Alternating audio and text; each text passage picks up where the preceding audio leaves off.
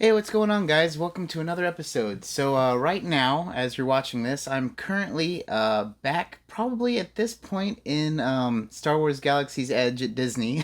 My wife and I have taken another trip. This is the video I made for while we're gone.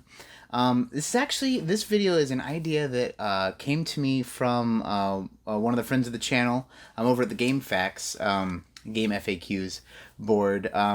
Back when I did my 100 subscriber video, I asked, hey, what are some cool ideas y'all want to do? And then the prevailing one was the Working Designs Shelf video. But one of the ideas I really liked was a top tens video, which I've kind of wanted to do those because I know they're kind of a dime a dozen, but they're really fun in my mind. Like, what's my top 10? So this is going to be a top 10 for the top 10 female video game characters that are not overly sexualized. So I set up a few ground rules before making this list. First thing, this is my list, not your list, so you probably won't agree because I tried to pick some obscure characters from games that I liked. The other thing I really wanted to include was I wanted to make sure that it was a character from purely a video game, as in, not like I couldn't pick like an anime character where they made a video game based on the anime, or a movie character, like someone like that who they made a game after the fact. It has to originate from a video game. And I also wanted to make sure that it was a game that I personally played. So I know one character that would obviously be on a lot of people's lists would be, I think her name's Aloy from Horizon Zero Dawn. I've never played that game, so it might be a perfectly good person for the list. I'm sorry, but it's not going to be for me. And then the other rule I had going into this was a game where you have like a create a character doesn't count, because you could play Fallout 4 and make the most badass, empowered, like non-sexualized champion of a champion female character, but it's kind of a make your own thing, so it doesn't count. That being said, let's go ahead and get into the list.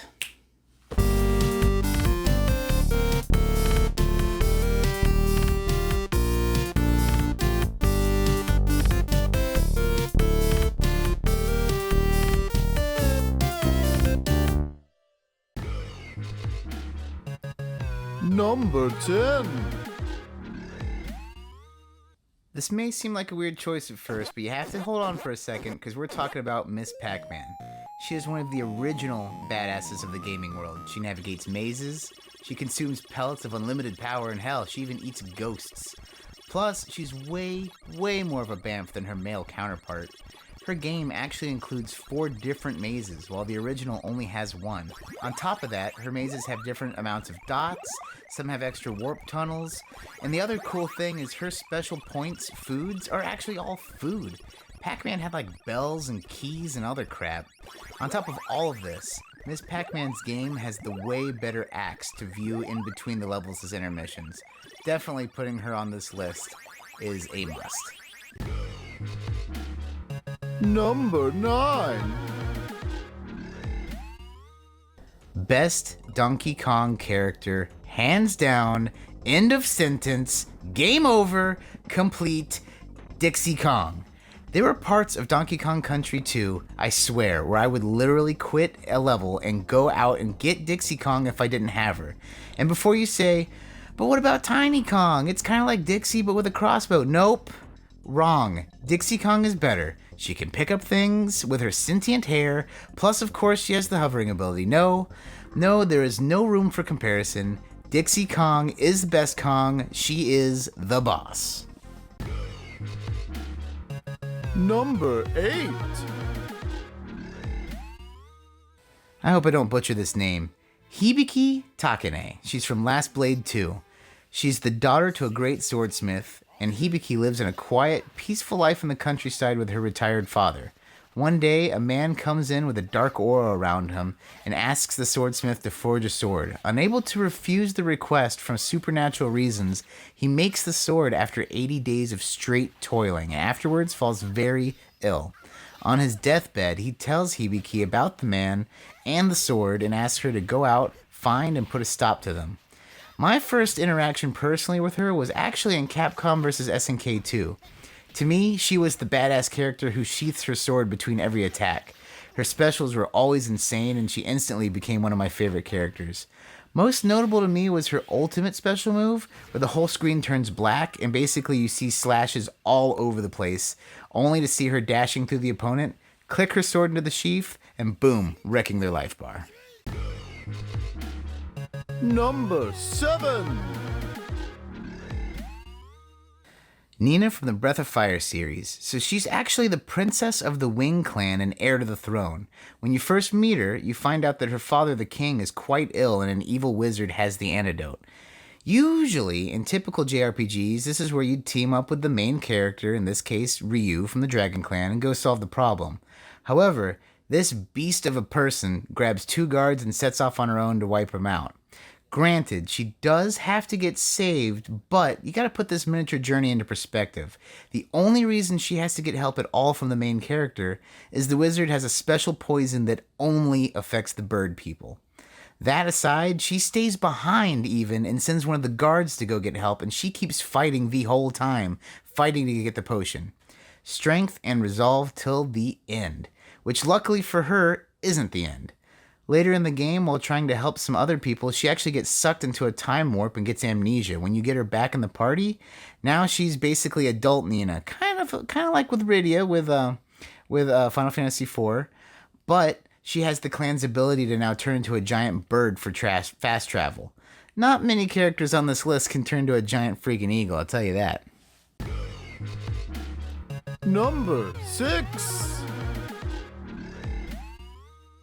Another self-imposed rule I forgot to mention is I tried to pick one character per series or franchise, and when it came to Final Fantasy, it was hard as hell to pick just one character. I mean, you have the likes of Lightning and Terra. My personal favorite is probably Rydia, but trying to be semi-objective here, I had to go with no one other than Beatrix from Final Fantasy IX. In fact, here's a direct quote from General Beatrix. "I once killed 100 knights single-handedly. To me, you two are nothing more than insects."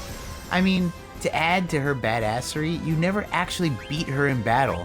There basically just comes to a point where you've done enough damage where she does a single attack that reduces your whole party's HP down to 1.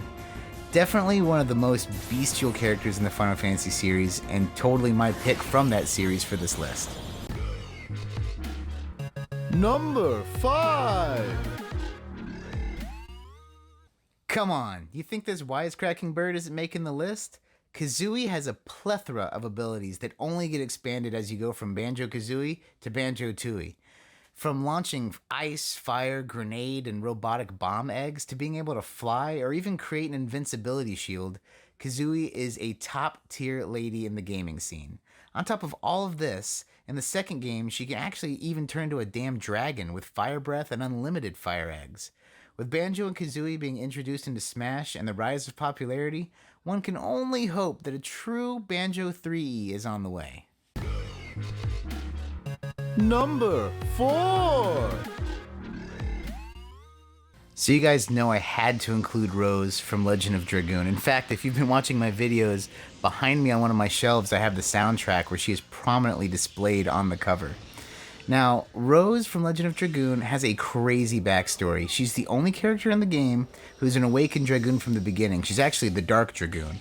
And she's actually also over 11,000 years old. She's one of the original Dragoons. Basically, she was given a choker necklace that suspends time for the wearer, making her never age. She meets the main character Dart and notices his non-activated Dragoon spirit and ends up joining him to beat the big bad of the game. She's crazy strong, very quick, wielding a rapier, and of course using the power of darkness has great magical abilities. Heck, even one of her abilities is an AoE instant death technique that will kill all standard non-boss enemies. Totally one of the coolest freaking characters of the game, and definitely one of my favorite RPG characters, period. Number 3. Okay, this one was hard for me to put on the list, not because Samus is not a beast, but because of the Zero Suit Samus thing. And, well, Metroid Other M kind of makes her out to be a weak-willed, dependent on other characters person. However, I'm going with the rules I established, and since I haven't technically played Other M or any other game where Zero Suit Samus is a thing besides Smash Brothers, That just leaves regular badass Samus. Bounty hunter extraordinaire, Samus has a ton of awesome weapons and abilities at her disposal, making her one of the biggest threats in the galaxy. Heck, she's such a boss that even in the original Super Smash Bros., she's been there on the roster, and she's been in every game since.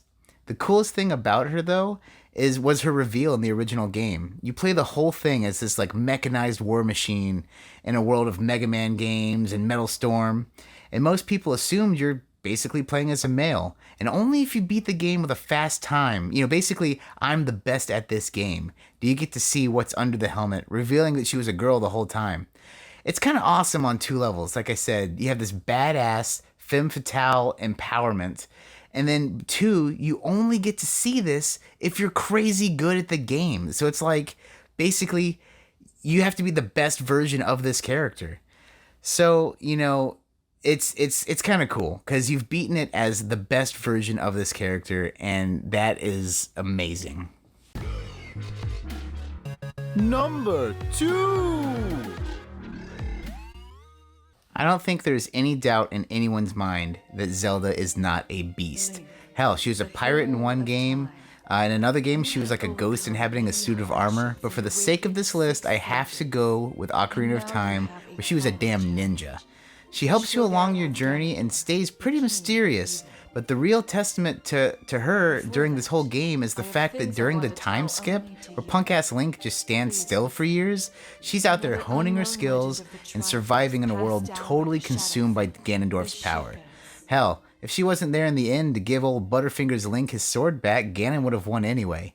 In this case, the Sheik version is definitely the best Zelda in my opinion, and Zelda definitely deserves a great place on this list. Number 1. Okay, this is semi the fanboy in me, but the Mega Man Legends series is one of the best series of games I have played in my entire life. Mega Man has always been one of my favorite characters. I love the original, I love X, I really love Battle Network, and heck, I even beat the Star Force series. But Legends, oh man, Legends. All of that aside, I am not gonna lie, it was kind of hard picking between Roll and Tron Bonne, especially because she actually has her own game, but Roll is totally my pick. She's an ace pilot, a stellar engineer, which, being an engineer myself, truly, she is the backbone of the team. She may not actually fight on the front line against the Reaver bots, but without her skills in making tools and weapons, Mega Man wouldn't even stand close to a chance, and definitely making her my number 1 pick. So, that's my list. This has been pretty fun. Hey, you guys throw in your choices down below. Let me know what you think for your top 10 characters. And, as always, if you guys enjoy the content, please subscribe, like, hang out, leave some comments, ring the bell, and as always, take it easy.